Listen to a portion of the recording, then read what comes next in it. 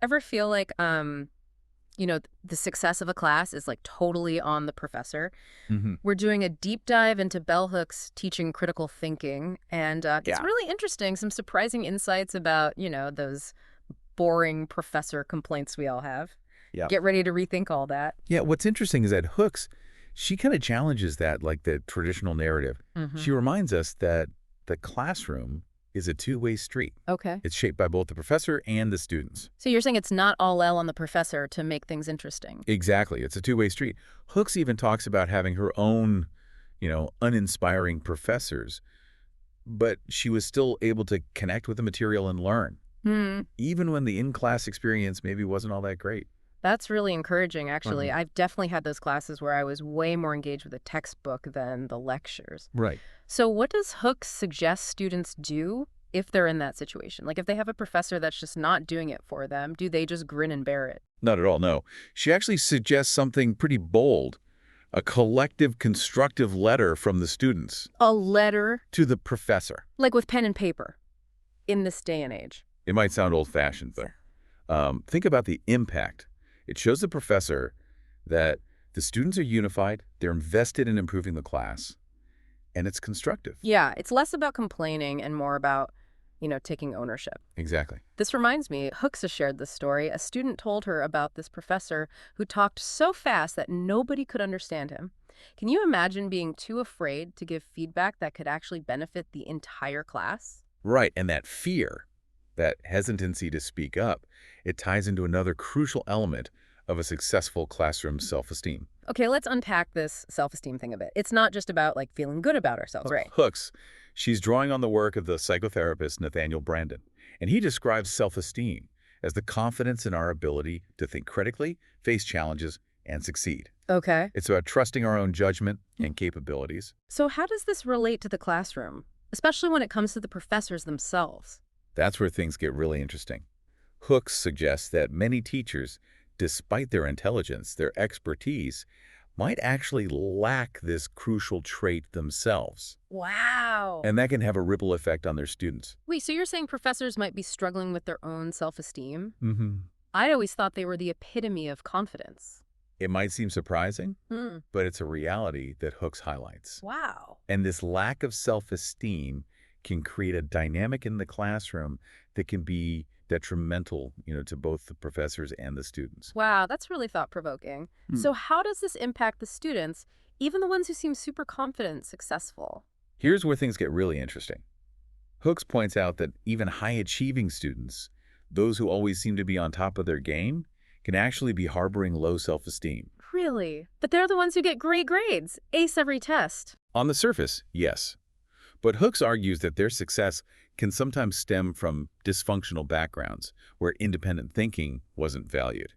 They might have learned to equate their worth with performance and achievement. And that's not true self-esteem.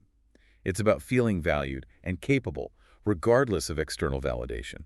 So it's a bit of a double-edged sword. You excel academically, but maybe at the expense of developing a healthy sense of self. It's almost like a trade-off. That's an insightful observation. Hmm.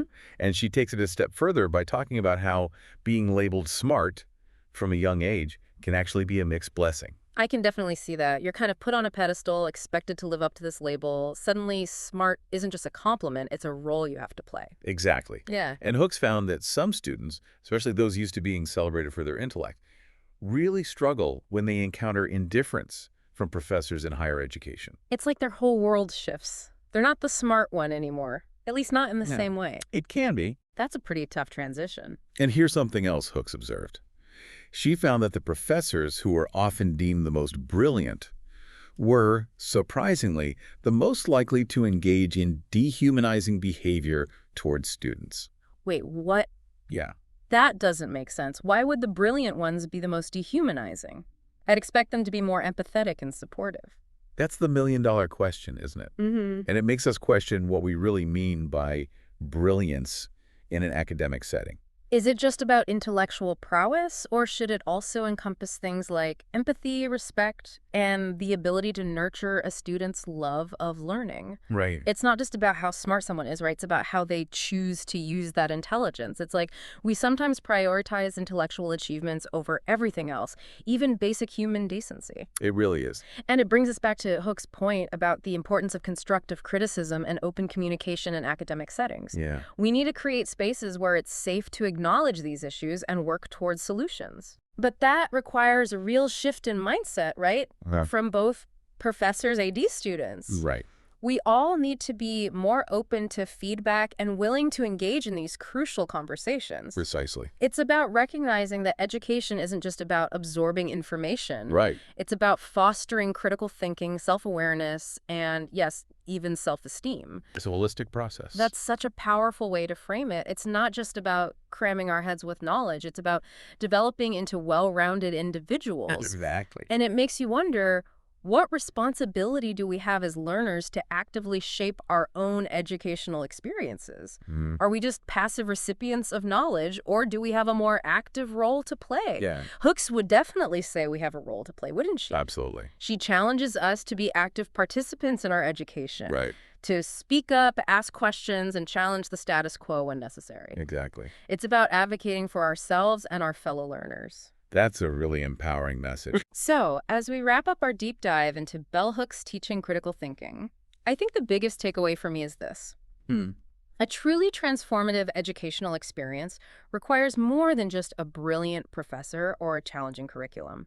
It requires a fundamental shift in how we view the classroom dynamic, the role of self-esteem, and our own responsibilities as learners. Perfectly said. It's about fostering a learning environment where everyone feels valued, respected, and empowered to reach their full potential. Right. And on that note, we'll leave you to ponder that very thought.